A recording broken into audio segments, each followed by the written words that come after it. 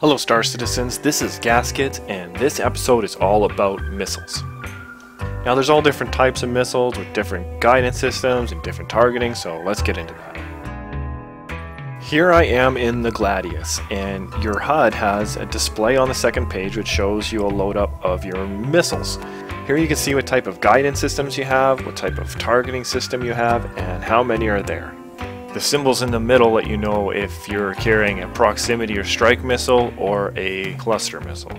But what does it all mean? That's not a problem. Let's start with guidance.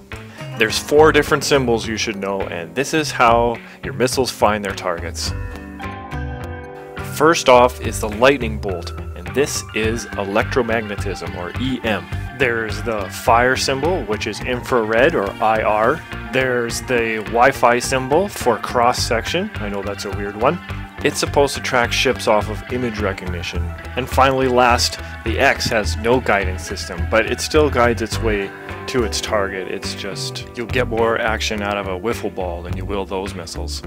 And as you can see in the top right hand corner, your targets show how much signal they're giving off. Their EM is there, their IR, and their CS. I really think it's a neat mechanic. It'll be fun to play around with your ship's signatures and see if you can get through areas unspotted. Well, that's guidance for you. Now let's move on to targeting. Now, targeting comes down to 3 basic types: your target lock, your fire and forget, and dummy fires. Your target lock, or TL, are exactly what they sound. You need a full target lock before you can fire your missiles. Here I'm about to fire the Rattler 2, and this is an IR target lock missile. And you can see I require a full target lock and it fires away. And you could also see the clusters in action. That's a perk of the Rattler 2. But unfortunately that one missed. Next I got loaded up the Strike Force 2. This is a fire and forget cross-section strike missile. Technically it requires no target lock, but I consider it more of a fast target lock than anything, because it still requires a little bit of target, at least here with the Strike Force it does.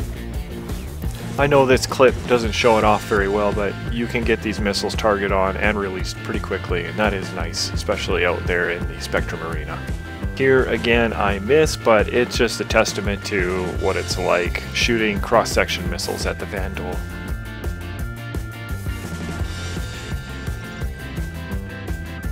Second one's a hit, right on. The last type of targeting is dummy fire. You cannot target these at all. They're pretty much just point and fire. Here I'm using the Spark 2, and without any locks, you get your target lined up perfect, you fire, and hopefully you get it. Believe me, it's not as bad as it sounds. It's actually kind of fun in those jousting situations in PvP.